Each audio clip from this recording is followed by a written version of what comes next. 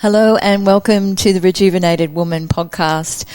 Today I have two very special guests, Australia's own internationally renowned divine mantra artists, Sacred Earth, Prem and Jethro Williams, have led the way for sacred music within Australia. Having sold more than 250,000 albums, they're Australia's top-selling artists in the ambient music genre.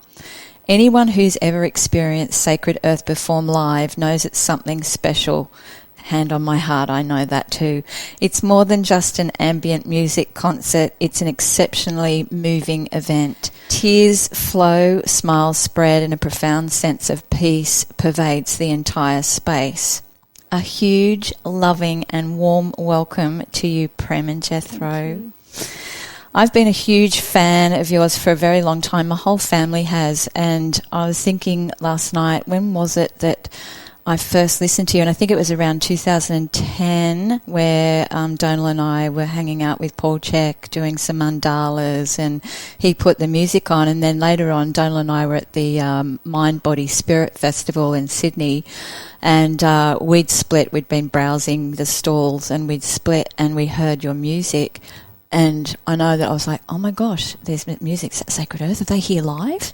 And so I went over, and there you were, and I looked across and Donal was on the other side.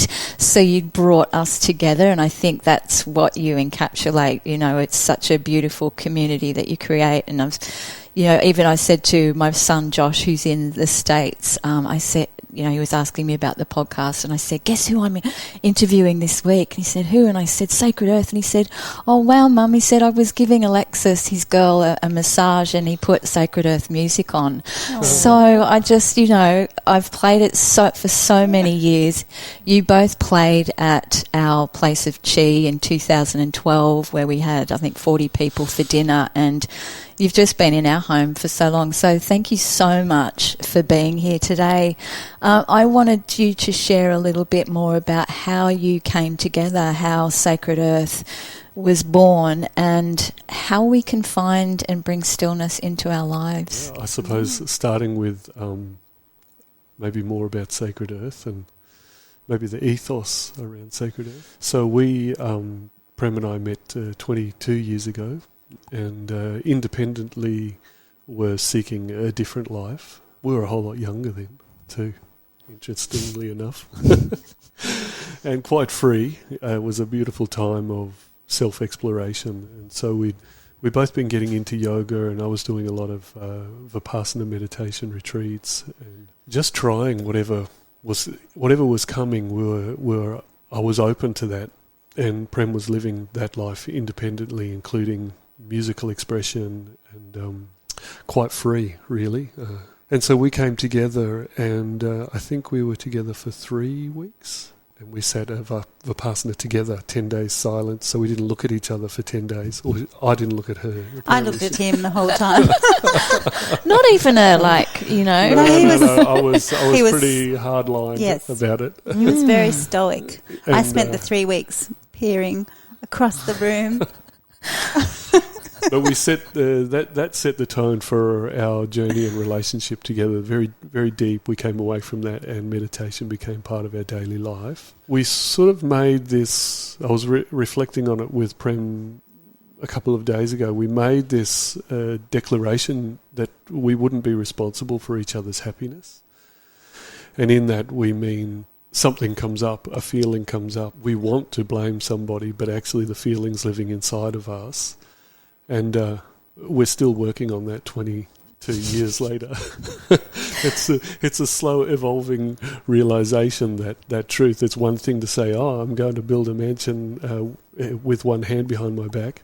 It's another to actually take the years to achieve it. And so we're still constantly evolving with that. But that was a really important pillar of the foundation of our journey with Sacred Earth.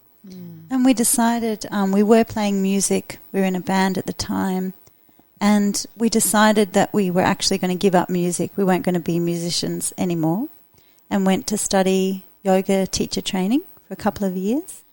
And so in that time, the music of Sacred Earth started to be born. It started to come out, and we just went with it, really. and it just kept more and more music kept coming. And when we took our music out to the streets, because we started just playing at markets out on the street, because there wasn't really anywhere in Australia to play music of that kind that wasn't a pub or club or something of that nature. It didn't really exist. So, and I don't really think there were, outside of the Hare Krishna communities and things like that, there wasn't really mantra being sung anywhere else. So we took to the streets and started playing, and the response was just incredible.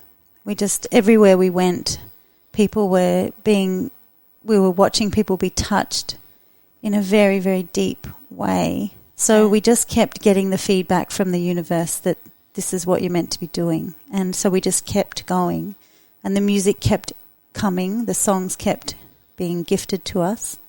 And from Spirit just kept coming. And we just kept listening and following the journey and showing up. And we showing up and showing up and showing up wherever we could play. But we had a very clear description of where we would play, and that was not places where they served any sort of substances, alcohol or anything like that. We were wanting to stay in a really clear vibration. So, and I remember people saying, there's no way you can play in Australia. There's just no way you can play that doesn't have that. And it's like, well, we're just going to trust. And we were supported beautifully over the years through things like the Mind, Body, Spirit festivals and the Psychic Expos and the markets all around Australia, and by the people. And we'd have, we could never tell who was going to be touched by the music. It might be some just massive bikie walking up with tears streaming down his face because he'd felt the music in his heart. And we've always, and from the beginning, just had an intention before we start, and that intention is to touch the heart of the listener in the deepest place and remind them of who they truly are. And that intention, that prayer, has been there the whole time and is said every time before we play, and is every time before we record an album or put anything down onto a CD. So it carries this vibration and this prayer and this intention that people will connect with themselves. And you so deliver.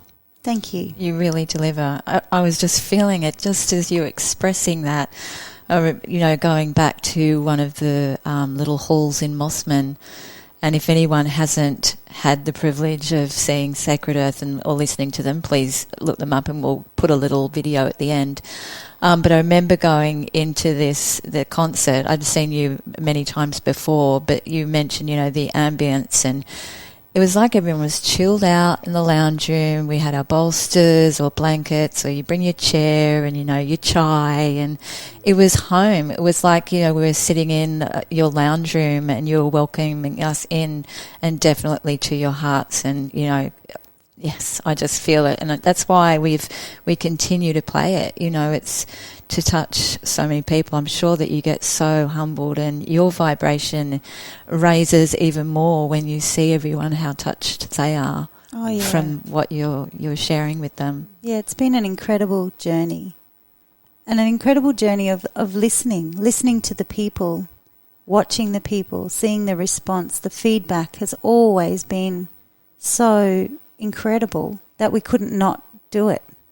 It just was what we were meant to be doing in the world, and it just grows and it grows and it grows. And the messages that people send to us are just so heartwarming, that our music is supporting their lives in so many different ways, and bringing them through really dark times or really beautiful times like births and deaths and marriages, and just bringing them out of darkness back to their light.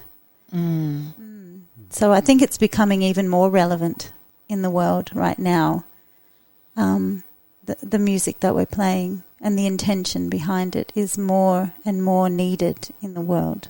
Yes, I totally agree. Because you have travelled a lot in the past, haven't you?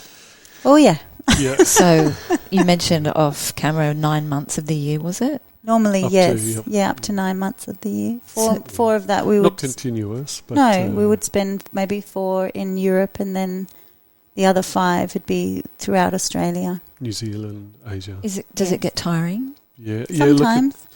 Well, when you're doing it... It wouldn't if we didn't have babies attached to us when we did it. Well, when you're doing it, there's an elevated experience. You know, you meet... You know, we're travelling, sharing mantra and prayer. We're getting to meet really high vibration people wherever we go to. Fantastic, beautiful environment. You know, we might be visiting that place for the first time, and you get taken on to have these genuine experiences of staying out on a lake house in somewhere like Latvia and doing a sauna on the lake and jumping in. You know, you have these, so you get on a high. There is a high, and possibly we didn't realise how tired we were from it until COVID came and stopped us, and then we went, I'm really tired. Wow, You yeah. know, and it's been a process of actually evaluating and experiencing that stillness in a different way, because we would still maintain our practices while we were on the road, while breastfeeding, while organising children and their needs around everything we were doing. Yeah, there's been a process of like the sediment coming down, because now we can just be at home and practice, and the depth that is there and the absence of the nervous system being subtly stimulated all the time has been quite noticeable. So would you find or say that it's been a blessing for you to stop? Oh, yeah. Big time. Yeah, it has. We bought a small farm in November 2019, and Prem had declared we weren't going to Europe the following year. So we didn't make any plans for The universe is 2020. Right? And we just put down anchor and went, that's no problem, because we'd already decided not to go. So, yeah, it's been wonderful. It's been a really wonderful time. It took a while to convince you, though, that we weren't going. Oh, yeah, that's my Sagittarian nature. I was always up for the next adventure, you know. Yeah, do it and just change and having to rethink like everyone has. So you were delivering your concerts online? Is that right? Some of, yes. We were invited to join quite a number of festivals all around the world online, and that's been a beautiful experience. Very different, but still feels the same in some way as well. Once we drop into that zone, it just is. And it doesn't really matter if there's 1,000 people there or there's no one sitting there. The energy is still being exchanged. And there are people, of course, they're on the other side of the screen, but they're not sitting in front of us. So yeah, I remember making a comment on one of the online concerts. Oh, it's kind of strange not playing to real people. And the comment came back, we are real people, you know. It's like, sorry. Yes, you are. But, just can't. Because we're in this virtual space, you know. We're in our lounge room playing to a camera. But it was beautiful for us as a band. With us, it was the 3 of us, with our percussionist Gavin Simpson as well. We had some beautiful times, just the 3 of us playing and going on some incredible journeys together with our music. And that really does translate. I think we're going to give you a video of that at the end. And it still was doing the same work, you know, out in the world, maybe even more so in these times when people really, really needed it and have really needed it. yeah. I think it gives a little more easier access, doesn't it? And as you said, we as a collective need that space, or, you know, the facilitators to provide that for us. So what is it how would you describe or coach someone in finding stillness? You have a whole day on this, don't you? You have a whole day retreat. This is what I say to my husband. I asked him a question. He said, I speak a whole day on that stuff. Well, just narrow it down. Can you please? Well, I think there's some tools. Yes. Probably I'll start. You go. You can pick up what I miss. I think the first thing to recognising or finding stillness is acknowledging the absence of it. And so that can be confronting, or it can be a challenging thing to somehow recognise I'm not still within my being. I'd like to make a disclaimer to say that Prem and I are not permanently still in our emotional, physical... So when you're human. Yes, that's very much what we are. And we're parents, and we have moments. I think the difference is we really are present with those moments in a different way as we grow older and as we progress in this relationship with self-awareness. And so then recognising that stillness, it would be likened to anything, whether it's in the physical or the emotional. You can't expect to go from A to B without traversing the space that's in between them. And so you need tools or practices that will support you in journeying through that. And that's, if you want to climb a mountain, you might not get to the top for 3 months, but you might be going up and down that mountain for 4 days a week, gradually working your way up into that space. It's no different, and it's changing your awareness of the way you exist. We have certain practices that support us in doing that, but we also recognise that there's a myriad of practices, whether it be Tai Chi, Qigong, yoga, mantra, meditation. It's finding that which your heart sings with or what you resonate with, and then generating a daily practice. Having that level of commitment where you come back to it daily so that you're able to not only check in, but actually move away from the outward movement that life asks of us and move towards that internal movement of surrender and acceptance and experiencing presence, present moment. Like I said, that the sediment sifting down so that you can get that clear water experience.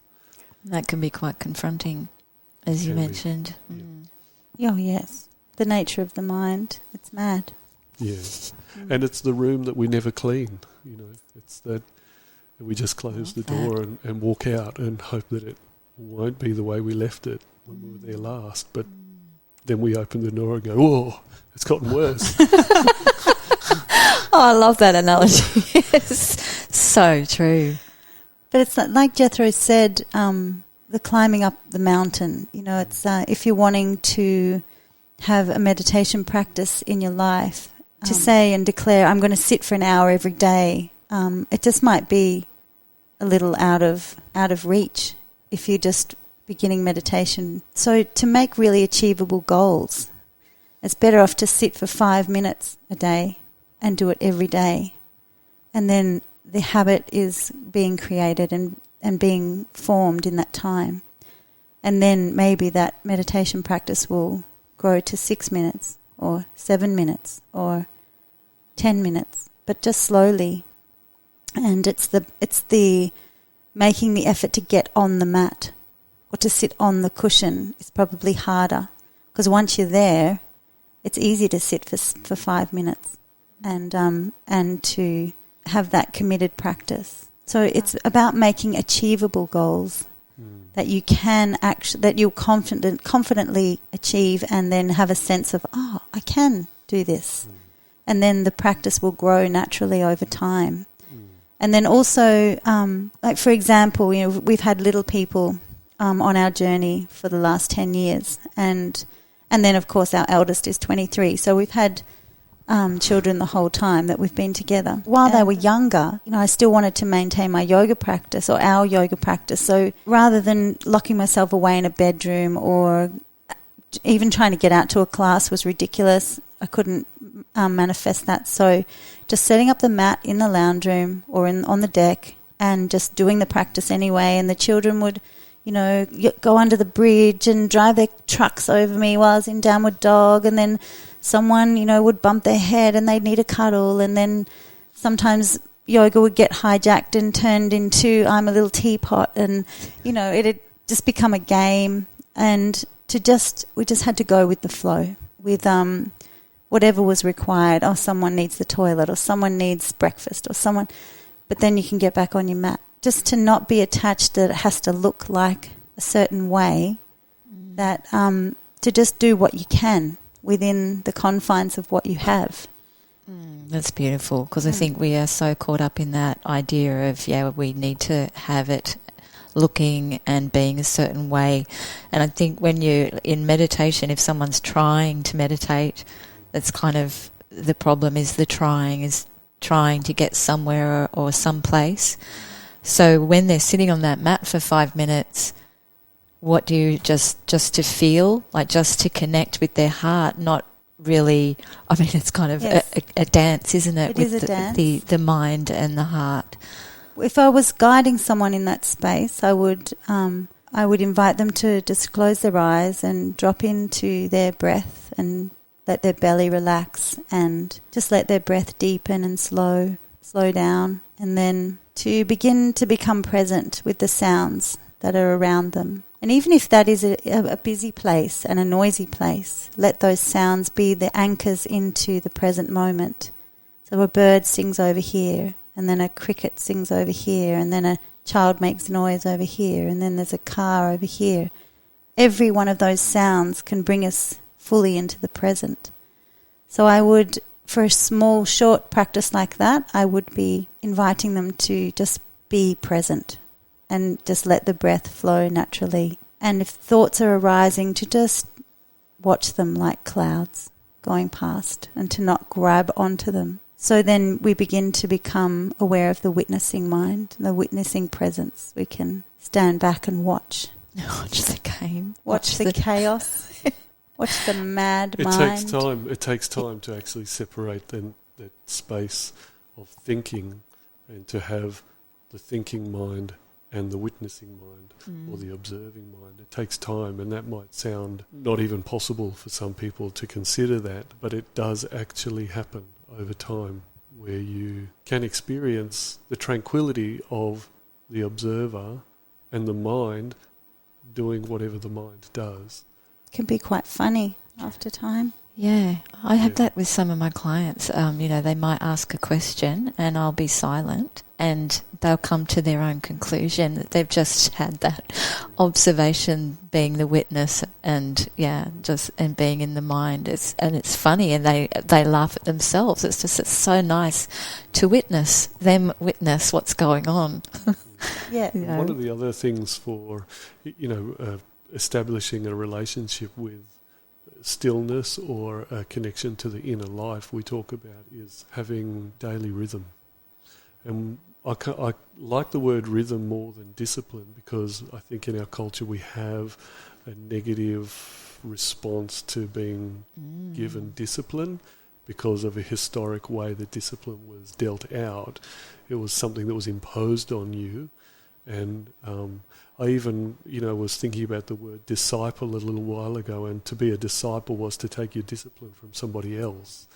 And so we want to encourage that strength from within, because you want to achieve something, and that if that was a stronger swimming stroke or a bigger bench press or a deeper connection with yourself, the same rules apply. We have to apply ourselves. But if we look at it like every day we have a rhythm whether we like it or not. We just have an unconscious rhythm or we have a conscious rhythm.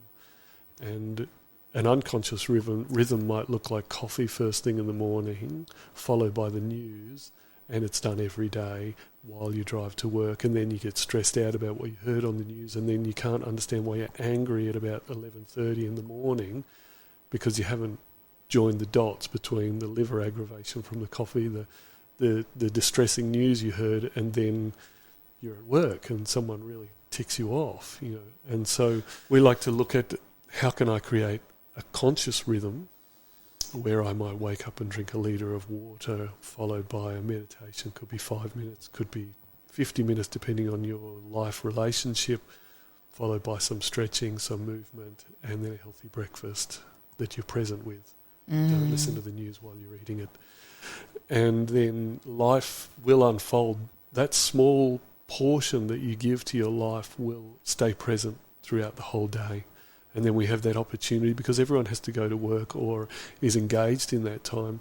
Same thing at the end of the day. Creating a rhythm that becomes cyclic day in and day out. And then some days you miss it and it doesn't matter. You sleep in, you get unwell, you have children that wake you up through the night. But if you create that understanding or that commitment or that rhythm, however you look at it, it becomes something that carries you through difficult times. Beautiful word, and so far away from discipline. Rhythm was my word for last year. It's rhythms, it's kind of like you're in your groove and you dance. And I think that's beautiful, even going through those points of the day of being present or being still. Like if someone's speaking to you, put down your phone. I know, I'm guilty of that. If my son's speaking to me or I'm working, I just have to stop and look at him, like be present. Or, when you say about with your food, not watching television, even tasting your food, tasting that goodness, because it all is going to serve the greater, like the vibration, the life within us, isn't it? Those small moments, or driving, where you get to a place and you think, oh my gosh, how did I get here? I'm on autopilot. It's the small things. Yeah, it's also being really aware of how many distractions we have these days. With social media, devices, phones, the whole lot. It's there's a lot to navigate, and most of those things are really addictive. So we look at them again and again and again and again. So then creating some boundary in your life that maybe at this time of the day that gets turned off, or within this room of our home, we don't have screens in this room of our home. This is our family space, where we just connect and we be present with each other. And I remember when our teenager was at home and her friends were coming over, and we asked that the lounge room space be a space that was free of all devices, scroll-free zone. Scroll-free and screen-free zone. Because we had our little babies at that time, and we just wanted a place where everyone could be present with each other. And it worked really beautifully. So it's about creating those things in our lives and being really honest. Am I loving myself each day? Am I giving myself the nutrition, the hydration, the exercise, the movement, the stillness that I need? Am I giving myself those things? And if you struggle, or someone that struggles to be disciplined in your own rhythm, then find a place that can support you in that. Go to a really beautiful yoga class that you find, or to the place of chi, or to, a meditation class, or something that will hold you within that helps you to develop more self-love, more self-care. Thank you so much. I think that would wrap that kind of the reason of how we can be a rejuvenated woman or man. We can be a rejuvenated man as well, but I think that's a beautiful message for our listener to, think about and bring into their day. Tell the listeners about your upcoming retreats, please. Well, we don't You've really got a couple know. though, don't you? We not really. No? They will, but it's an unusual time at the moment. Well, September will be my Sacred Women's Retreat, which just ran in November out in Quran, which was absolutely beautiful. 4 days of nourishing, lush womanness. It was just beautiful. Sign me up. Oh, you'd love it, Kathy. It was so beautiful. So that'll be happening in September. Normally every year we go to Bali and we have an Into Your Heart retreat over there, but of course we're not doing that at the moment. And our main thing at the moment is our Journey into Stillness course that we run, which just started yesterday, and will run through till the middle of June. And that's every Thursday, 9:30 till 3:30. It's a day of practice, a day of meditation, yoga, mantra, yoga nidra, ceremony, fire ceremonies, chanting. Beautiful. Beautiful food, yes. As things open up, we will put more things back on our events list. But we will direct our listener to your website, Sacred Earth Music. Yes. Yep. So they can listen to your beautiful divine sounds and voices, which are just angelic. Thank you. Thank you so much for spending this time with me today. It has been an absolute honour. Is there any message that you'd like to give our listeners before we close? in this time, I'd really like to invite people to find a way to really listen to your own heart. There's so many opinions and different views flying around in the world right now, and to really take time to see what resonates with you as truth, and to ground into your truth and really love yourself in your own truth and your own wisdom and your own knowing, and not get caught up in the mind, because it's like there's a great big mind running the world right now, and to stay connected to nature and to your heart. Yeah. And I would say stillness, or the deeper self. I had this really great analogy come to me a few days ago, that we have this notion that stillness is something I'll find in the future, but stillness is here, and I liken it to imagining you always wanted to have a mango tree, but you have no idea what a mango tree looks like. And one day you discover, because someone visits, there's one in your backyard and it's always been there. And so stillness and the deeper self is that. It's here with you now. It's just uncovering it, taking the things off that are covering it and stopping you being able to actually connect with it. So. Thank you so much. Thank you. And to our listeners, thank you so much for tuning in. This is our last episode of the season. I want to thank you for staying with me throughout the course of our episodes. I hope to tune in to you soon. If you want to find us on the socials, I'm on Instagram, Facebook, all the places, Sacred Earth as well. On Track Studio, this has kindly been brought and filmed at On Track Studio, and also sponsored by Rejuvenate Pilates. Thank you and God bless.